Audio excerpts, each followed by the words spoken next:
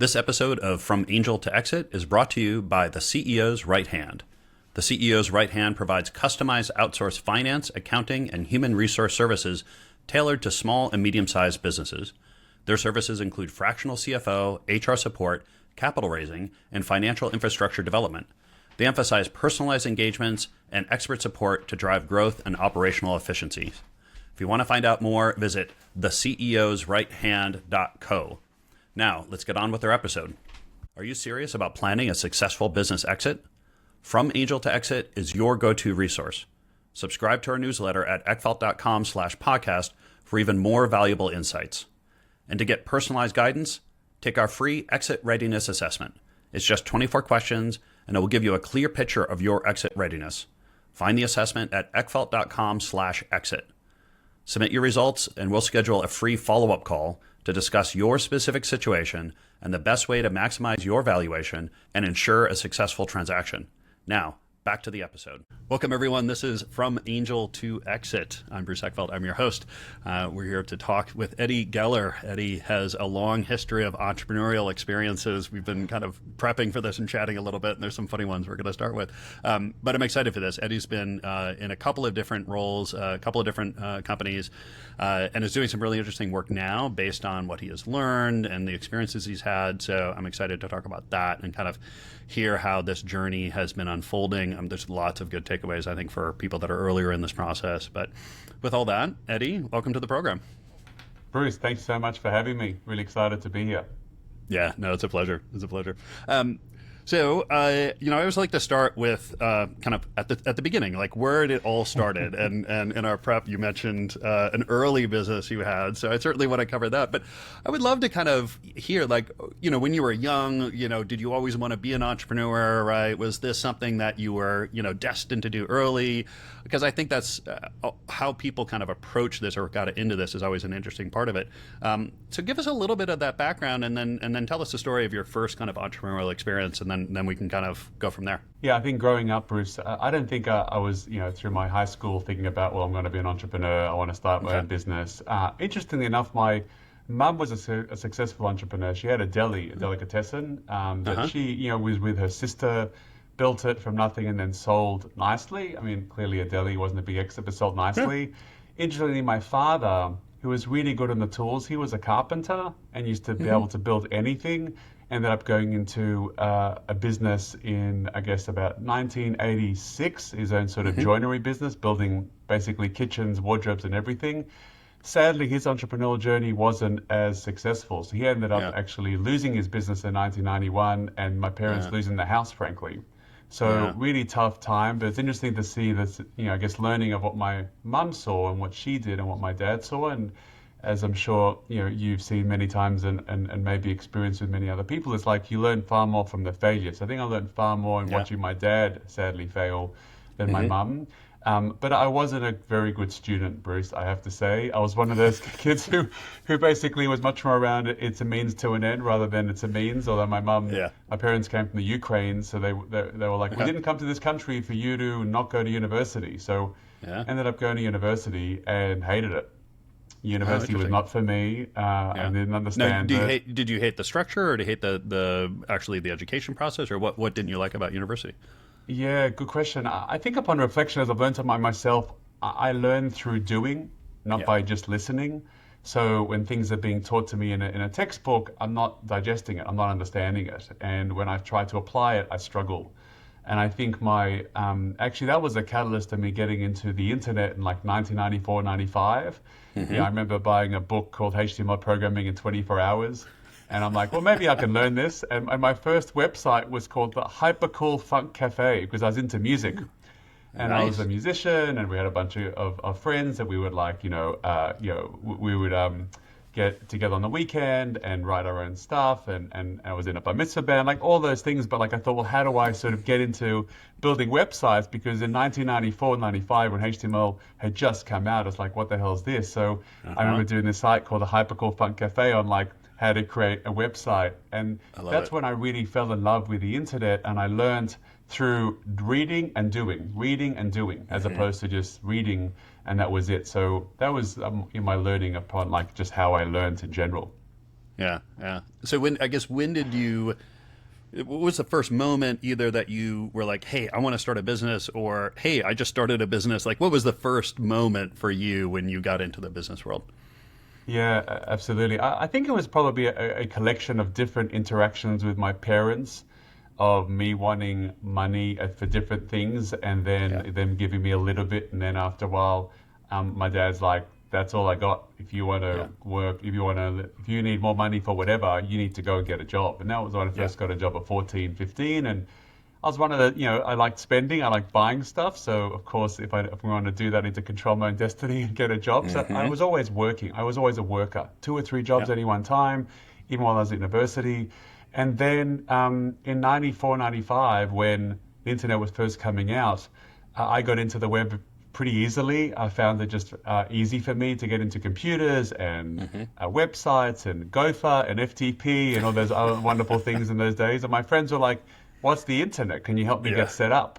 So I started to set up the internet for my friends, and then that's what sort of, I guess, was the catalyst of starting a business. If I call it a business, it was called Eddie's Internet Solutions, Bruce.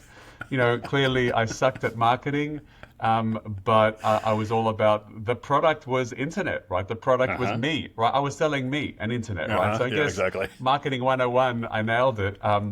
And I remember creating these leaflets at the top would be like, you get on the information superhighway in less than 60 minutes, I think, at the time. Oh, So nice. I was handing out pamphlets or leaflets in terms of, I guess, the train stations and underneath like Uh-huh. windscreen wipers, and just getting people line up on the internet and sell a computer. So I don't know if I like actively said, "Oh, this is my first business being an entrepreneur," Mm-hmm. but I was doing that while I was working elsewhere as well. As sort of that was more the side hustle. And I Mm-hmm. became an internet programmer very early on in like 96, 97, 98, building websites for people. And before I knew it, I guess your back-end development was pretty tough for a lot of website, Mm-hmm. developers. And building websites was all about static Yeah. images, and we created sort of a lot. Well, I created a lot more sort of programming and back-end stuff, and I created a lot of capability around that. And then before I knew it, I'm like, I've got all this work and contracting, and let's start a business properly. So, but it's interesting. One interesting lesson I think is worth sharing is that when I was working for a few other companies, they both rely. Well, one company I ended up deferring my university degree for, which I've still deferred. I still tell my parents I've still deferred. This is Mm. 1996. I've not Interesting. gone back, although it's not deferred, as you know. But I told my parents it was deferred. I joined this company, and I was, I guess, a web developer, a web engineer. And after 3 months into the business, Bruce, they went out of business. The company Mm. closed, and purely because they relied on one client. That was my first lesson into Classic. like, you can't rely on one client. And then joined another Yeah. company. They did the same thing. 3 months later, I'm like, this is crazy, and that's when I started to do more contracting on my own. But Uh-huh. I learned lessons at every interaction point. That's for sure.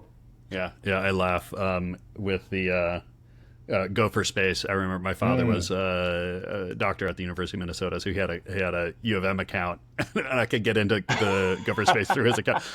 I'm sure his someone IT was flagging his account, like, what is this guy doing? Dialing in on the modem Exactly. at home. So I chuckle at that. I Um, love it. so I I love guess it. what so I guess so how did that set you up for becoming an entrepreneur? Like what Sure. obviously learning a couple of things like client concentration, right? Like having some kind of obviously the branding and marketing, right? Like where did you start to see or start to feel like, ooh, like I'm learning some things that I could actually Yeah. build a business around? Yeah, absolutely. Well, I think through the years of 97, 98, 99, oh, sorry, 97, 98, I was contracting for a bunch of companies, building sites for them and building Yeah. their back end. And I thought, well, I just had too much demand. And I had a few contractors helping me, but I'm like, the internet was obviously accelerating. Yeah. Frankly, every Tom, Dick, and Harry wanted a website. I'm like, now's the time. So in start of 1999, January 25th, I opened up the doors of a web development company. At the time, was called Unique Web Developments. Right, that Okay. was my name. So a little bit better at Yep. marketing. I learned a few things there. Another marketing powerhouse name here. Clearly. And I thought, well, what was unique about us, and that was like we were the back end, so that was pretty unique at the time because everyone was like focused on the design and front end.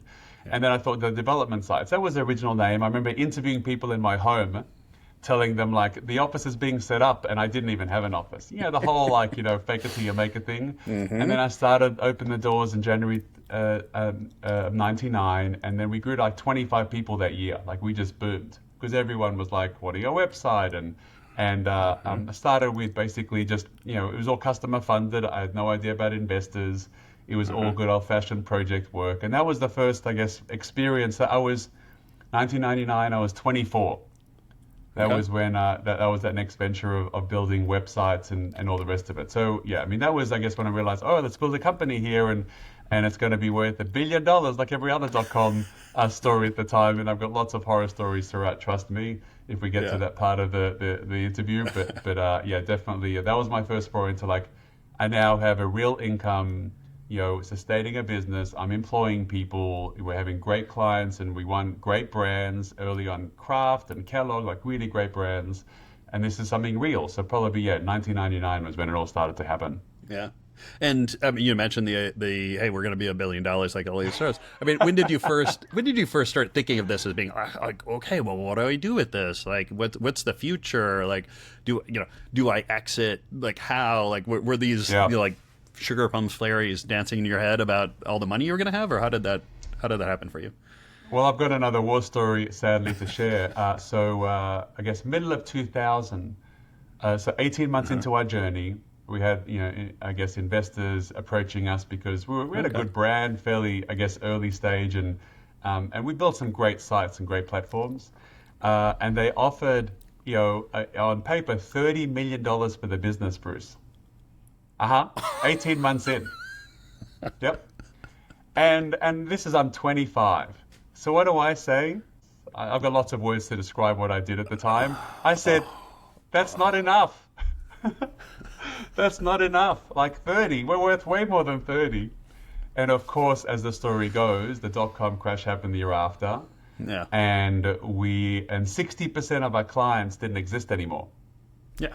And we were worth like zero.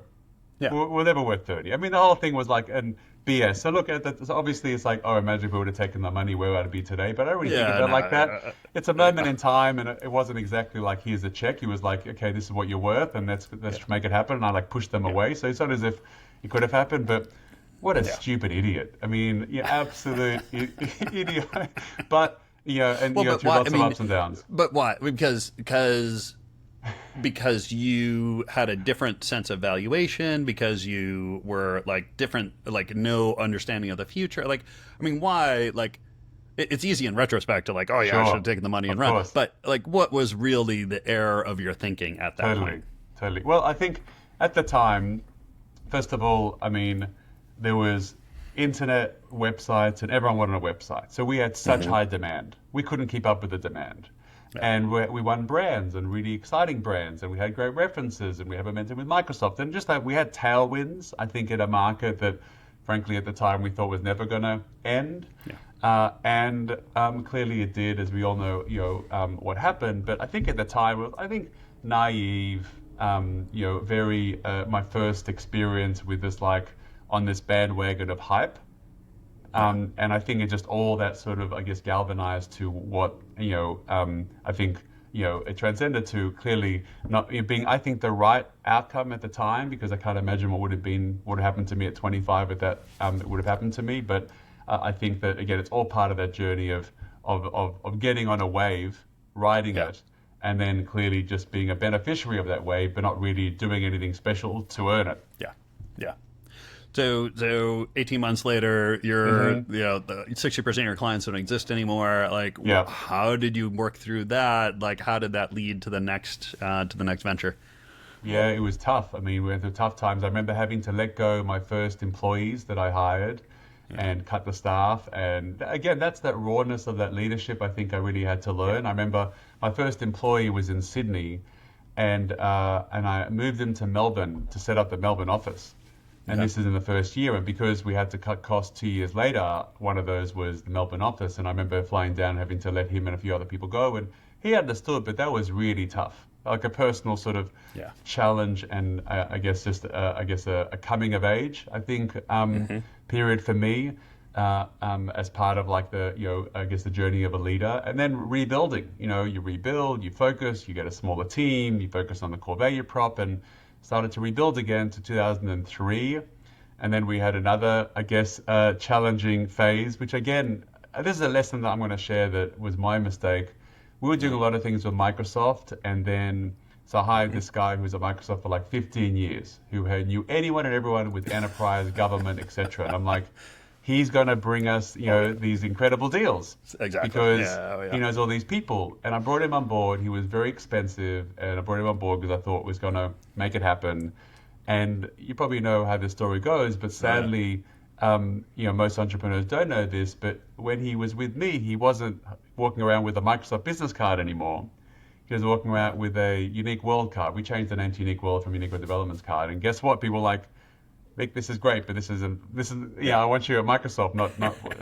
And sadly, that does not play out well. And we also went through a very tough time after 6 months because we went south, and there was also a tough time in rebuilding. And again, like it was a key lesson of like trying to figure out how we could grow. And I thought maybe external credibility and brand could help us, but that failed. That failed for me. I remember having to put the house on the line to get a line of credit, Bruce, to pay salaries to get over that 2003 challenge.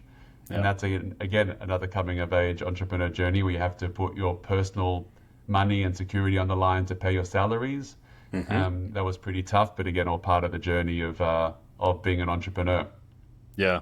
I certainly, I did that similar thing of hiring really, what I thought were like these amazing Rainmaker salespeople and paying them a lot of money, and 6 months later just being like nothing, and then having to have it, and then it's hard. Like then you question your own judgment, right? It's like, how did I get this wrong? Why did this not work out? Right? And then you're gun shy. Right now, you're not like actually taking advantage of opportunities that come at you. It can be a vicious cycle.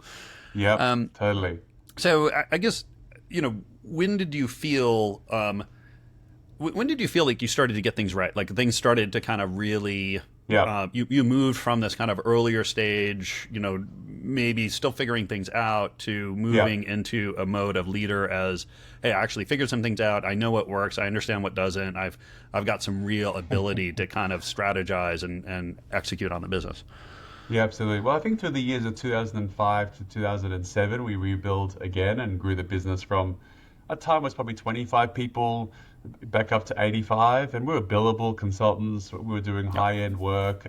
We evolved the value prop from being software developers to business consultants. And then we thought we were on fire. We thought the culture was awesome. We thought things were good. And then, I don't know if you remember what happened September 29, 2008. But as we all know, financial crisis. Well, guess what? We weren't too crash hot. We 4 of the biggest clients terminated their contracts, and we halved the business within a week. So we went through another tough time, and figure out what's next. We're bleeding cash, and that's when someone shared with me the book called The Great Game of Business by Jack Stack. Mr. Stack, And I read the book, and I fell in love with the philosophy of open book management and transparency and engaging the people, and that's where really, I think, if you ask me what's my biggest like evolution of leader, was the year of 2008, 2011, to rebuild from nothing, but rebuild with this culture of transparency and servant leadership and engaging with all the people, where I flipped the switch from me being a boss to me being a servant. And the people are there for me to serve rather than the other way around. And we went through incredible years of growth, and then we ended up being so successful in 2011 we exited the business and I sold the company. But I think that 2008, 2011 was my biggest learning. But frankly, as you know, I think the prior 8 years was small, incremental, nuggets of just the life experiences to help me get there. But those last 3 years probably taught me the most and maybe it was enough, lots of mistakes, to having me be ready to listen. Probably Bruce is probably. I was just going to ask, like, how much do you feel like you kind of needed to go through those other experiences to actually, take the lessons and actually totally make the changes you need? Yeah, totally right. Because I mean, I'm one to admit I'm really bad at taking advice. I'm really bad at hearing advice. I'm really good at learning the hard way. That's definitely for sure. That's a superpower, is learning the hard way. I suck at someone telling me, "Oh, you should do it this way," and me going, "No, no, no, I disagree." Yeah. Yeah. And clearly them probably being right. I've gotten better as I've gotten older, I have to Yeah. say, but Jesus, those years, I've gotten better. I'm not great at it. It's a conscious muscle of development. Exactly. But I think to your point, I really needed those other, I guess, hurdles to overcome and challenges to deal with to get to that point, and then be able to exit. But clearly, I've still made lots of mistakes since. So this is not a silver bullet, solution, Yeah. as you know, right? Oh yeah. So let's talk a little bit about exit. So I guess when is the first time you thought that this company would be something you could exit, right? Like when did it kind of enter your mind that, oh, maybe I'll sell this someday, or I'll have an exit someday? Yeah. Yeah, great question. I think it was this, I guess, learning that I missed out before. So I feel like I missed out the dot-com times for my own stupidity.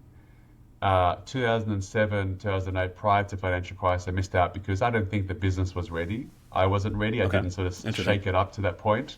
Or I had grander ambitions, I guess, for it. And then I thought, well, I'm not going to miss out a third time. So when the business was going so well in 2010, 2011, I'm like, now's the time, because you got to sell on the up, not the down. Yeah. So in January of 2011, we actually started a process. We engaged the banker to go through the process of engaging someone to acquire the company. And we knew that 2011 was going to be a fantastic year. We had locked in contracts, we had great growth, we had headwinds in our space. So we kicked off a process to sell the company, and then in December of that year, albeit it took a lot longer than what we thought, as it always does, we sold December of that year, thankfully. But yeah, I think it was like, it's now or never, because I missed out before. It was my sort of approach to how I thought about it. Yeah, yeah. And did you have a sense of how you were going to sell and who you were going to sell to? I mean, I guess how much of this was, okay, I'm ready to sell, and how much of this was, okay, like I've got some players lined up. I see, we've really tuned the business to get ready for this. Like, give us a little sense of how you even saw the challenge or saw the opportunity and how you approached it. Yeah. Yeah, that's a great question. I think leading up to in 2009, 2010, 2011, I was getting the business ready to sell. We were having board meetings. I had external board members. We had independent accounts. I rolled out open book management. So we had lots of transparency with financials. It wasn't just me. Lots of people were losing sleep over the numbers. It wasn't. So I was really intentional about setting up the company, that when the company was acquired, it wouldn't be acquiring Eddie, it'd be acquiring the company. Yeah. And Eddie would actually be unrelated to the company moving forward. And we positioned it actually to sell a services business, which actually is quite difficult, all cash up front with no earnout. Okay. Because I really wanted to position a story that you're buying a company with contracts, with wonderful relationships, and a system by which we can implement a system we're running the business in. Not, oh, you need Eddie to sort of be the conductor and orchestrate it all. Yeah. And that was the whole intention behind it. So when we started the process, and we had many companies looking to acquire us, and of course, when we got to the end, it was only like, thankfully, we only had one, and we needed one. One was left. Yeah, exactly. Yeah. We started with a much bigger list but we ended up with one, thank God. But they were buying a business with a system to scale, not Eddie with a leadership team who was dependent. So it was great. Now there's another story to this as part of the story, rather post acquisition, but that's what we did as a lead up to the acquisition, to sort of prep the fact that we were ready for that sale process. So if someone wanted to buy us, it was a very clean picture. It didn't have any of the noise of like, oh, loans and not clear salaries and like, a messy shareholder structure. It was very clean. Mm-hmm. And I guess what inspired you and what guided you to do that work, right? I mean, because that's there's thinking about a company that is an asset that you're going to sell can be quite different than thinking about a company that you're operating and figuring out how to maximize revenue and profits and things like that. Like, I guess what was the source of the insight to help you actually do that work? Yeah, absolutely. I think through the journey, I had different advisors and board members coming in at different points just to share perspectives of, I guess, their lessons learned through their journey of building companies. we through the dot-com times to resuscitate the business, we ended up merging with another company. That was a dot-com bomb, frankly, but it brought on board some investors and directors that sort of helped with I guess the evolution and the maturity of the business. Okay. So I think just through that there was a sense of advice giving that when we were looking to sort of set up the process by which we were looking to sell, that I guess not any narrative but the substance behind it had been sort of been put into place for years, given we had to have sort of this independence about us. And I think that helped us provide that sort of story and convey the value prop externally successfully. But I think it's just internal advice around with the directors and investors that have, I guess, played this game before. Frankly, that's really what I put it down to. Yeah, no. And you mentioned finding a banker to help kind of facilitate and guide the process and drive the process. Tell me a little bit about how you selected that, and then I would love to hear some details on starting with a pretty broad field and then getting down to one that was one player remaining. Just give a little insight the actual process for working with an investment banker and creating creating a set of potential buyers. Sure. So we had a bit of a, I guess, dog and pony show. I guess January through to March of this year, three bankers pitching us, and the one that we engaged with, we liked the best and had the most, I guess, experience in our space of technology services, and I liked about he was just a team of three. So you're going to get lots of loving as opposed to they're part of a 500-person company, and yes, you get a lot of dedicated people, but we're really not that important to them, but we were important to this small group. And they seemed to really get the business and get the dynamics of what we tried to create. So we engaged them. And then they did a global search of companies that might be interested in buying us. Interestingly enough, the company ended up buying us was not on the original list. Some other company that we invited introduced us to this company that bought us. And it's public. The company that bought us was Jacobs Engineering. They're a big publicly traded company in the US. And they ended up acquiring this company, acquiring us, and getting involved, I would say, during the process, not late, but during. And we had, 3 or 4 in the final sort of, I guess, in the last mile, then the last, I guess, half a mile too, and tried to get them all to the finish line, and lots of, I guess, hard work to get us there. So it took much longer. We expected it to close July 1st. It closed December 1st. Yeah. So again, no surprise, of course, it always takes longer, but the business really did well. And I think that also helped us because, timing kills all deals, as you know, Bruce, and the longer it takes on both ends, the harder you can do to get a deal done. And we even thought leading up to even weeks before the deal being done, there was still a risk, but ended up obviously closing. But I guess the company I thought was going to buy us did not buy us. The company I thought was not going to buy us ended up buying us.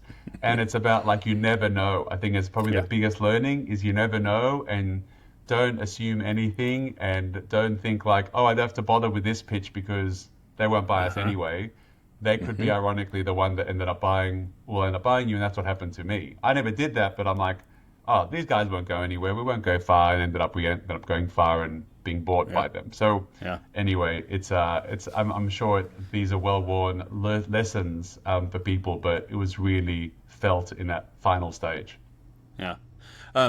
So you mentioned you had an all-cash deal. That was something that was a requirement on your side. Why? Because especially for a services company, there's big trade-offs there, right? Most deals in services companies are going to have some kind of performance earnout or something, and all cash usually means you're just not getting a great valuation, right? So how did you navigate that? What was the decision there? Yeah, absolutely. We had 50% of the shareholding was owned by external investors, and 50% was owned by operators. So we sort of had to set it up that the external investors were not interested in a buyout. And the internal investors, I was not interested in getting nothing for a while. Yeah. So we had to align for someone who's going to pay us all up front. And it was a multiple of EBITDA. That's what we got. And it was great. It was market, it was market worthy, probably a bit premium on the market. And I love the philosophy of when they bought us, because most acquirers provide a structure and provide, I guess, disincentives to leave. Whereas this company's approach was incentives to stay. It goes Okay. like, we're going to buy the business, but we really want to provide some carrots because you want to build a really big business together, rather than we're going to give you X, but really the accelerators if you stay. And that's not really a motivator, frankly, for a lot of the time, because most entrepreneurs can't wait to leave. So for us, it worked out really nicely on the deal. And then I guess if you want to know more about the post deal, I can talk more about it. But in terms of the deal itself, why don't we talk about that? And there's always post deal drama. I mean, I have my post deal drama. I think everyone's had this, but what I guess I'd be curious, to hear about it. But also, like going into post deal, signing the deal, like what was your mindset? Like, were you like, I can't wait to stay with this company for another 5 years and build it? Was this like, hey, I'm here as long as it makes sense, and then I'm already got my other thing going, and I'm really just gonna switch over here as quickly as possible? Yeah, absolutely. Great question. So I'd never worked for a large company before, and Jacobs Engineering was a global company. Yeah. And I'm like, well, maybe there's an opportunity to learn. And the Australian CEO at the time of Jacobs, that is a similar business to us in Australia, but in mostly government, not commercial. Okay. And he was kind of retiring, and he's like, Eddie, I want to buy your business, and then in 6 months' time, I'm going to retire, and you take it over. Yeah. I'm like, that's pretty cool. I've never, run the Australian business, be part of a global business. That would be pretty awesome. And that was the intent. And the first 6 months largely left us alone. And then, or maybe five months actually, and then woke up one day in the middle of May and said, okay, things have changed. And I'm like, what do you mean? It's like, well, all the things you do about this open book management, this weekly blog you do, this empowerment stuff, well, we don't need that anymore. We don't do that here. And then, and I don't think you're ready to run a bigger business. I'm going to stay on for longer. So all the things that he did to promise me what was meant to happen ended up reneging 100%. Yeah. And then, after a few months of the business wasn't going particularly well, they needed to cut cost, and I put myself up as a key cost to cut because I was expensive. Sadly, sorry, I'm not sure if you can hear a very annoying dog I have in the background. This is not the first dog we've had on the show. She's yapping. There's people in the backyard, but hopefully she'll start up. I guess be quiet shortly. But I guess in a nutshell, after probably the first 12 months of that business, we're about 100 people when we sold. I think there were half the people left, and then 2 years later, maybe 10 people left. So. Unfortunately, all the people had left. And what's interesting, the last thing I just want to say on this is that there was a lot of intention by him, to his credit, to actually integrate very well. We had an offsite, we had an external facilitator. It was all about how do we integrate the cultures. But I guess we were about an open book, transparent culture, and they were not. And I learned that someone had to colonize the other, and I was the receiving end of that. And our people had choice. And they could go anywhere, and they did. So, so sadly, I don't think it worked out well for them. But I think that we had all the right intentions, I think, at the start. Yeah. I always find, these things play out in all sorts of different ways, and it's tough to guarantee any particular outcome. And I think it's just getting clear on yourself, like what do you want, and what is going to make you thrive, and ultimately kind of making the decisions like, is this the best place for me or not? I think the other thing too, having an all cash deal makes it really simple. I think I've seen too many situations where people still have half the value or more right in the company, and now they don't want to. Culturally they don't want to be there. It's not a place they're going to thrive, but they kind of have to stay because they've got these handcuffs. Totally. One of my principles is you want to be able to walk away with the cash you have at hand and signing and be happy. And if you choose to say, great, but you should be able to walk away any morning and have it be okay. I agree. And look, it's super tough for services business, to your point. Obviously, software or product businesses are far easier to some degree. But look, I certainly think we stitched it up nicely. I really had hoped to work for a big company, but sadly wasn't to be. So I had no idea what I was going to do next, Bruce, that's for sure. Except just so tell me more about that, because I think that's always fascinating. That going into these deals, how, I guess what was the future for you professionally? You weren't retiring, right? Like you weren't going to go sit on a beach and drink pina coladas, right? Like how did you envision kind of your future, and how did you envision the transaction kind of feeding into that in some kind of positive springboard way? What was your thinking at that point? Yeah, absolutely. Well, I definitely needed the time off because we went through some pretty, hard years, and also Yeah. like I started a family through that. Like I think by the time I'd exited Interesting. in 2011, my wife and I had 4 kids together. Yeah. So we have 4 boys, and I think our youngest at the time was 1 when we sold. Yeah. Eldest was 9. So Yeah. very, I guess not the family journey of entrepreneurship is one thing. The business, as you Yeah. know, is something else that we're talking about. So I needed the time off.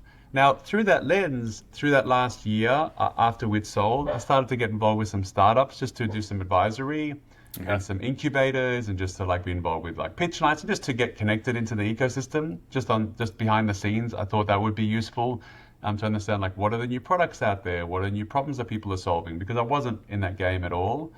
And then I took time off. And I remember vividly, Bruce, the family, we went to Thailand for 2 weeks as a Okay. family over December. And this was like, I guess, 4 months after me finishing my last company, or exiting rather, in terms of operationally. And then I remember vividly, like the second week of the holiday, instead of sitting by the pool, I went into the room and opened up my laptop. Yeah. And I'm like, that's it, that's the sign. Like, I think 4 months is enough. I now need to figure out what's next. Yeah. So I told myself I didn't intentionally go, oh, I got to take a year off and 6 months off, and then Uh-huh. and then find something. I almost let nature take its course to figure out Okay. like when my mind was bored enough to go, it's now being rejuvenated to now think about what's next. And that's really when I came back to Sydney and I go, okay, now I wanted to get into something. So I got involved with a bunch of businesses, much more active and operational. I invested in angel investing, and that was the catalyst of the next, I guess, incarnation of entrepreneurship, my next chapter, which brought me to the US, which we have time, I'm happy to go into. But that was sort of the event to go, I'm now ready for the next thing. Yeah. Yeah. I'd love to hear about it, and I'd love to hear like how has this next venture been kind of the stacking learning of the previous ones, either in terms of your role or how you've approached it, or even just kind of where you see the business opportunity. Like, how have you used your previous experience as a springboard to what you're doing now? Yeah, absolutely. I almost think it's exactly to your point. It's like all those experiences, whether it was Unique World, the first company, the second company was Tiny Beans, which is a consumer Mm-hmm. app, which is the catalyst of me moving from Australia to the US and now called New York Mm-hmm. home now 10 years ago. And I finished that about, I guess, 18 months ago. Was that classic, I guess I learn about myself in reflection. I love building teams.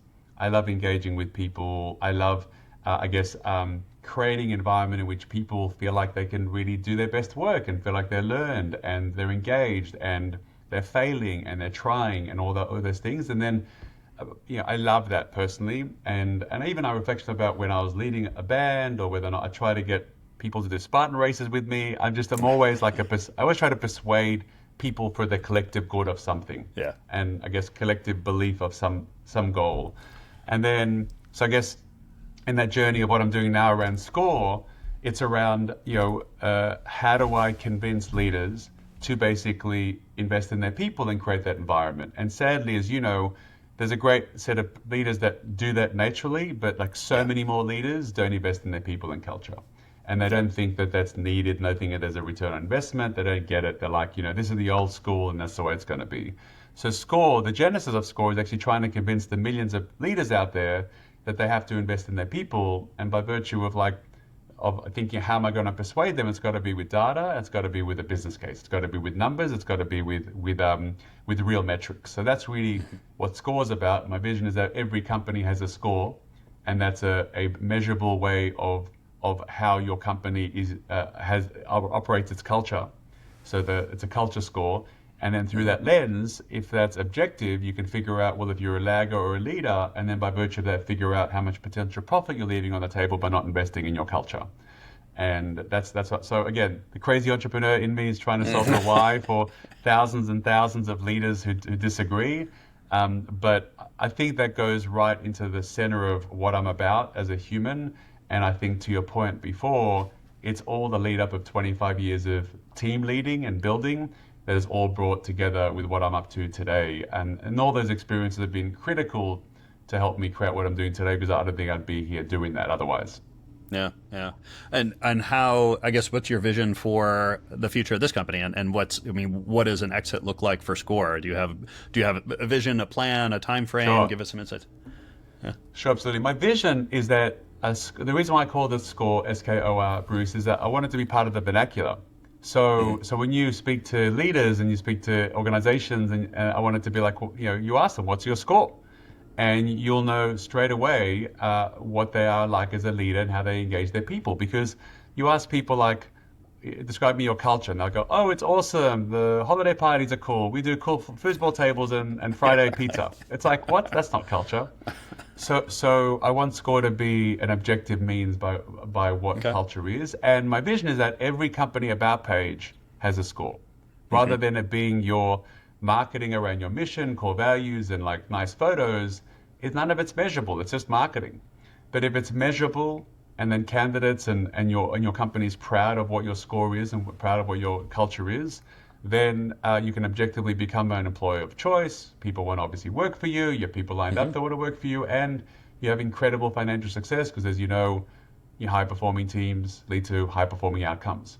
So my vision is that companies around the world all have a score on their about page, and there's millions of obviously companies out there. I don't really think about an exit. I just want to have impact. My last company, wasn't a big financial, I guess, fairy tale. I learned a hell of a lot through the journey, and I'm very proud of the platform and the brand we had around millions of people using it. But it wasn't a big financial fairy tale. I'm not looking for a financial fairy tale, but I'm looking to build a brand and a company that has impact on society. And I think if I do that well, then there might be a financial reward. But I guess I'm still too young. I'm not even 50 yet, Bruce. So I'll be bored otherwise. That's why I'm kind of, there's only so much golf we can play in any given week. But the next 10 years, I really want to have a red hot go of this. Yeah. And then the rest we'll see. I got it. So just thinking back on your early kind of experiences, and anything you'd go back and tell yourself, kind of handing out the flyers, or starting your first business, like what learnings would you kind of go back and advise them on? Oh, there's so much. I don't know if you have enough time on this podcast, Bruce. Look, I mean, one thing is to listen more and try more early. I think that's the definitely thing. And look, and one thing that I've learned, so one of my superpowers, I've been told, and I reflected on this, is that I have extreme optimism. Okay. So most people are like a glass half full. I'm a drop. I can see the positives in frankly anything, even when things aren't good. So just naturally, that's the way I am. I don't know why. That's why I'm born. The challenge with extreme optimism, and clearly a lot of entrepreneurs have optimism, right? Otherwise they wouldn't be entrepreneurs. Yeah. The downside with that, the weakness is I don't manage contingency or red flags well. So if someone says to me, oh, you got to watch out for this, or maybe think about it this way, I'm like, I know we'll be fine. It'll be fine. Don't worry about it, because it's that optimism. Yeah. Well, one advice I give myself or anyone at that age is like, yes, optimistic, but let's roll a scenario out. Okay, what happens if it doesn't go well? What's your contingency plan? What happens if that doesn't go well? Like what happens if it screws up? And if I wish someone had that in my ear, in my journey, of still being optimistic, but also just thinking through the downside of that and thinking through what are the mitigating factors of what I could do to help that, then that's one thing I would tell myself around to do. And frankly, any entrepreneur, have someone who plays devil's advocate and can help you think through the contingency of your path not working out is probably the biggest single thing I tell myself. Yeah, it's kind of hope for the best, plan for the worst, right? Making sure you've got a plan, right? Totally. Like, yes, totally. We can continue to pull all of our eggs in that basket, but we need to have a plan B just in case. Just in case. Just in case. Exactly. That's probably the biggest thing I'd say. Yeah, that is great. Eddie, thank you so much for taking the time today. If people want to find out more about you, more about SCORE, what's the best way to get that information? Yeah, absolutely. Bruce, super fun conversation. I really appreciate you having me on the show. And anyone can hit me up on LinkedIn. Yes, Eddie Geller at LinkedIn, and go to the website at CultureScore, cultureskor.com. I'm Eddie at culturescore.com. But LinkedIn's probably the easiest way to get to me, and I'm pretty responsive. That's great. I'll make sure that the information is in the show notes. So, Eddie, thank you so much for taking the time today. Yeah, really good fun, Bruce. Thanks for having me. Thanks so much.